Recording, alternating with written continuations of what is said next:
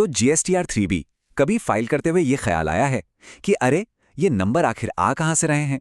कुछ तो अपने आप भर जाते हैं और कुछ खुद भरने पड़ते हैं।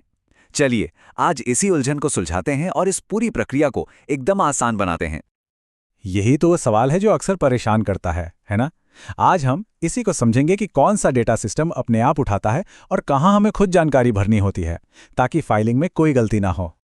इसे समझने का एक बहुत ही आसान तरीका है। सोचिए, जीएसटीआर 1 आपके काम का एक एक हिसाब है, जैसे एग्जाम का पूरा क्वेश्चन पेपर, और जीएसटीआर 3B वो उस पेपर का निचोड़ है, मतलब आपका फाइनल रिपोर्ट कार्ड। तो देखते हैं कि ये रिपोर्ट कार्ड बनता कैसे है।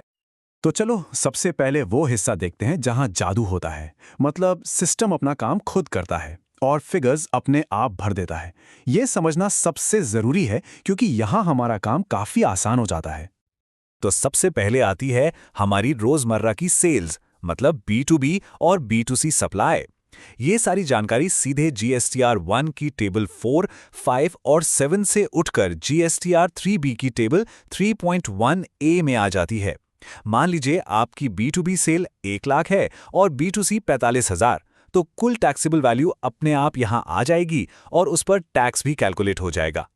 तो मतलब इस हिस्से की तो कोई टेंशन ही नहीं है, ये काम सिस्टम का है। बस जीएसटीआर 1 सही होना चाहिए। अच्छा, अब आगे बढ़ते हैं जीरो रेटेड सप्लाई पर, जैसे कि एक्सपोर्ट्स या एसईजेड को की गई सप्लाई। इसका डेटा भी जीएसटीआर 1 की टेबल 6A और 6B से सीधे जीएसटीआर 3B की टेबल 3.1B में आ जाता है। यहां टैक्सेबल वैल्यू तो दिखेगी, पर टैक्स 0 होता है। और हाँ, ये भी पूरी तरह से ऑटोमेटेड है। इसका मतलब अगर जीएसटीआर 1 में एक्सपोर्ट की डिटेल्स सही हैं, तो 3B में वो अपने आप सही जगह पर पहुंच जाएंगी। अब बात करते हैं निल रेटेड और एग्जेम्प्ट सप्लाई की, जैसे ताज़ा दूध बेचा या कोई ऐसी सर्विस दी जिस पर जीएसटी नहीं लगता। ये जानकारी जीएसटीआर 1 की टेबल 8 से उठकर जीएसटीआर 3B की टेबल 3.1C में दिखती है। जी हाँ, बिल्कुल सही समझे, ये भी अपने आप भर जाता है। तो अब तक जो भी हमने देखा वो सब सीधा जीएसटीआर 1 से उठकर आ रहा है। एक और सेक्शन है जो ऑटोमेटिक है, टेबल 3.2। ये क्या करता है? ये दूसरे राज्यों में अनरजिस्टर्ड लोगों को की गई सेल्स का ब्यौरा देता है। ये डेटा भी जीएसटीआर 1 से राज्यवार अपने आप आ जाता है और आईजीएसटी की रकम भी पॉपुलेट हो जाती है। ओके, तो अब तक तो सब बड़ा आसान लग रहा था, है ना? क्योंकि सिस्टम सारा काम कर रहा था। लेकिन अब कहानी में थोड़ा ट्विस्ट है। अब उन हिस्सों पर आते हैं जहां हमें खुद काम करना है। यहां थोड़ा ध्यान देना पड़ेगा। एकदम साफ साफ, ये जानकारी अपने आप नहीं आती। इसका सीधा सा मतलब है कि हमें ये जानकारी खुद यानी मैन्युअली जीएसटीआर 3B में डालनी होगी। और पता है, सबसे ज्यादा गलतियां यही होती हैं।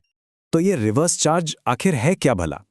देखिए, सीधे शब्दों में कहें तो ये वो खरीदारी है जिस पर टैक्स सप्लायर को नहीं बल्कि खरीदार को यानी हमें चुकाना होता है। तो इसमें क्या क्या आता है?